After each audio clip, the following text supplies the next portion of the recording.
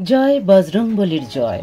গতকাল ছিল ইংরেজি তারিখ 12 এপ্রিল 2025 সাল, আর বাংলা 29 চৈত্র 1431 হনুমান জয়ন্তী। হনুমান জয়ন্তী বা হনুমান জন্মোৎসব হল একটি হিন্দু উৎসব। উৎসবটি হিন্দু দেবতা এবং রামায়ণের অন্যতম নায়ক হনুমানের জন্ম উদযাপনকে চিহ্নিত করে। হনুমান জয়ন্তী উদযাপন ভারতের প্রতিটি রাজ্যে সময় এবং ঐতিহ্য অনুসারে পরিবর্তিত হয়। ভারতে বেশিরভাগ উত্তরাঞ্চলীয় রাজ্যে এই উৎসবটি হিন্দু চৈত্র মাসের পূর্ণিমার দিনে পালিত হয়। কর্ণাটকে হনুমান জয়ন্তী শুক্লপক্ষের ত্রয়োদশীতে মার্গ শীর্ষা নামে বা বৈশাখ মাসে পালন করা হয়। অন্যদিকে কেরল এবং তামিলনাড়ুর মতো কয়েকটি রাজ্যে এটি ধনু মাসে, তামিলে যাকে মার্গালি বলা হয়, সেই সময় পালিত হয়। হনুমান জয়ন্তী পূর্বাঞ্চলীয় রাজ্য ওড়িশার পনা সংক্রান্তিতে পালিত হয়, যা ওড়িশা নববর্ষের সাথে মিলে যায়। হনুমান হলেন একজন বানর।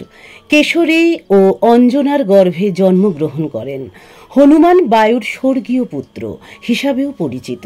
তার মা অঞ্জনা ছিলেন একজন অপ্সরা, যিনি অভিশাপের কারণে পৃথিবীতে জন্মগ্রহণ করেছিলেন। পুত্র সন্তান প্রসবের পর তিনি এই অভিশাপ থেকে মুক্তি পান। বাল্মীকি রামায়ণে বলা হয়েছে যে তার পিতা কেশরী ছিলেন বর্তমান কর্ণাটকের বিজয়নগর জেলার হাম্পির কাছে কিষ্কিন্ধা রাজ্যের কাছে অবস্থিত সুমেরু নামক একটি অঞ্চলের রাজা বৃহস্পতির পুত্র। কথিত আছে যে অঞ্জনা একটি সন্তানের জন্ম দেওয়ার জন্য ভগবান শিবের কাছে 12 বছর ধরে তীব্র প্রার্থনা করেছিলেন। তাদের ভক্তিতে সন্তুষ্ট হয়ে ভগবান শিব তাদের কাঙ্ক্ষিত পুত্র দান করলেন। রামায়ণে বলা হয়েছে, অঞ্জনা যখন রুদ্রের উপাসনা করেছিলেন, তখন অযোধ্যার রাজা দশরথ সন্তান লাভের জন্য ঋষি ঋষ্যশৃঙ্গের তত্ত্বাবধানে পুত্র কামেষ্টির অনুষ্ঠান করেছিলেন। ফলস্বরূপ তিনি তার 3 স্ত্রীর ভাগ করে নেওয়ার জন্য কিছু পায়সম, যা এক ধরনের ভারতীয় পুডিং, বাঙালি পায়েস নামে পরিচিত, তা পেয়েছিলেন, যার ফলে রাম, লক্ষ্মণ, ভরত এবং শত্রুঘ্নের জন্ম হয়েছিল।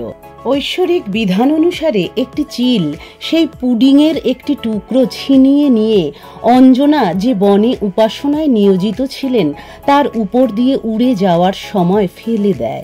বায়ু অঞ্জনার প্রসারিত হাতে পতনশীল পুডিং পৌঁছে দেন।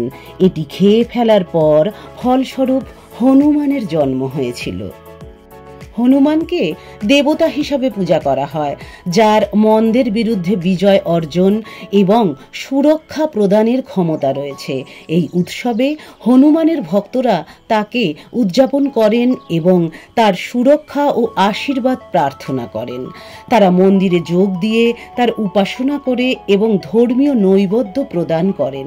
বিনিময়ে ভক্তরা প্রসাদ পান।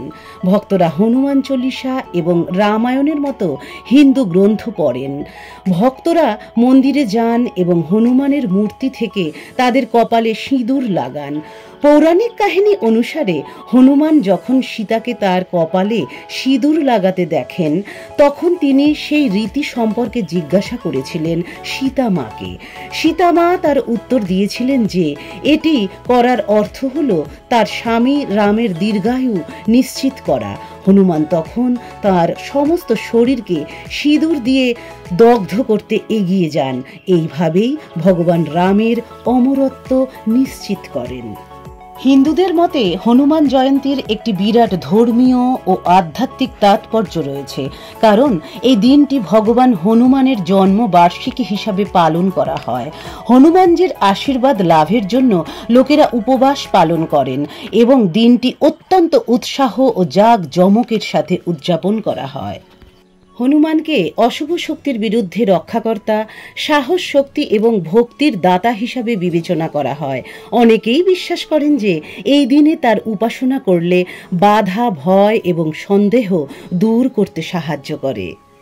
হনুমান হলেন রামায়ণের অন্যতম রাম ভক্ত। তিনি রামের ভক্ত এবং চিরঞ্জীবদের একজন। হনুমান বায়ুদেবতার আধ্যাত্মিক পুত্র। তিনি একাধিক গল্পে হনুমানের জন্মে সরাসরি ভূমিকা পালন করেন। হনুমানকে পৃথিবীতে ভগবান শিবের আংশিক দেবতা হিসাবেও মনে করা হয়। তাকে বায়ুদেবতার অবতারও বলা হয়ে থাকে। হনুমানকে ভগবান বিষ্ণুর অবতার রামের একনিষ্ঠ ভক্ত হিসেবে বিবেচনা করা হয়, যিনি তাঁর অদম্য ভক্তির জন্য ব্যাপকভাবে পরিচিত। শক্তির প্রতীক হিসাবে তিনি পূজনীয়।